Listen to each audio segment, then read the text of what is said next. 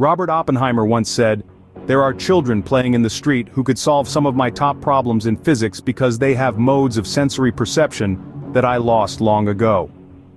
This statement provides a glimpse into the mind and spirit of a man who would later be known as the father of the atomic bomb. Born in the year 1904, Oppenheimer was a child prodigy. His intellectual curiosity was insatiable, and his attraction to complex subjects like literature, philosophy, and science was evident even in his early years. He was a scholar in every sense of the word, devouring knowledge with an unparalleled fervor. After graduating from Harvard, he ventured to Europe, where he was exposed to new ideas, theories, and perspectives that would shape his intellectual journey. These experiences would lay the groundwork for his future endeavors, catapulting him into the realm of scientific discovery. Oppenheimer's thirst for knowledge was insatiable, and his intellectual prowess was just beginning to shine. The world was at war, and Oppenheimer found himself at the heart of a project that would forever change the course of history. It was the early 1940s, and the United States was engaged in a conflict of unprecedented scale. Amidst this global turmoil, a secret initiative known as the Manhattan Project was born.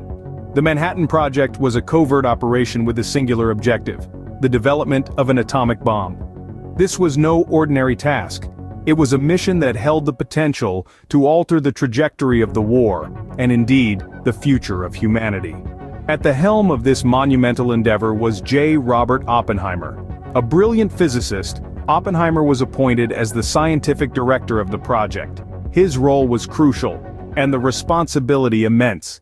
He led a team of the nation's finest minds, coordinating their efforts to unlock the destructive power of the atom.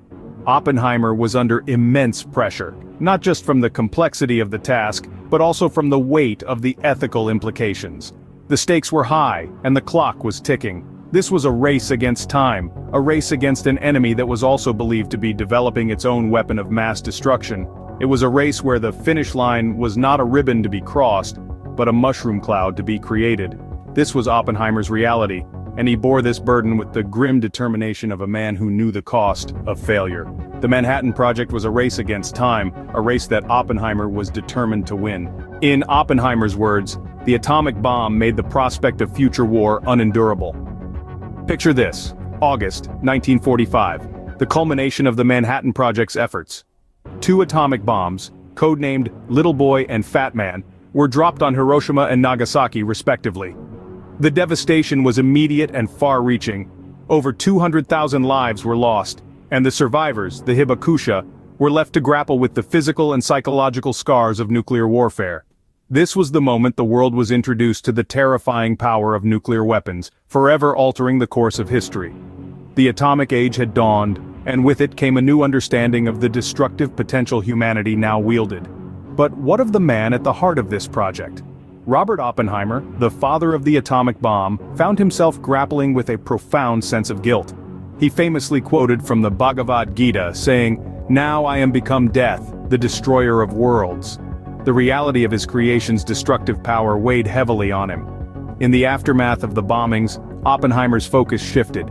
He became a vocal advocate for nuclear disarmament, recognizing that the power to obliterate entire cities, to end countless lives in a blink, was too great a burden for any nation to bear. He dedicated the rest of his life to preventing the use of nuclear weapons, a stark departure from the man who once led the project that created them, but his pleas for disarmament fell on deaf ears. The world was locked in the grips of the Cold War, and the nuclear arms race was in full swing. Despite his efforts, the atomic age surged forward, casting a long and ominous shadow over the 20th century. Yet Oppenheimer's legacy is not solely one of destruction. His story serves as a stark reminder of the power of scientific knowledge and the responsibility that comes with wielding it. It is a testament to the human capacity for innovation, but also a warning of the potential consequences. As we continue to navigate the complexities of the atomic age, Oppenheimer's story remains as relevant as ever. It underscores the need for thoughtful stewardship of our scientific advancements and the importance of prioritizing peace over power. Robert Oppenheimer, a brilliant mind caught in the tides of history, left a legacy that continues to shape our world today.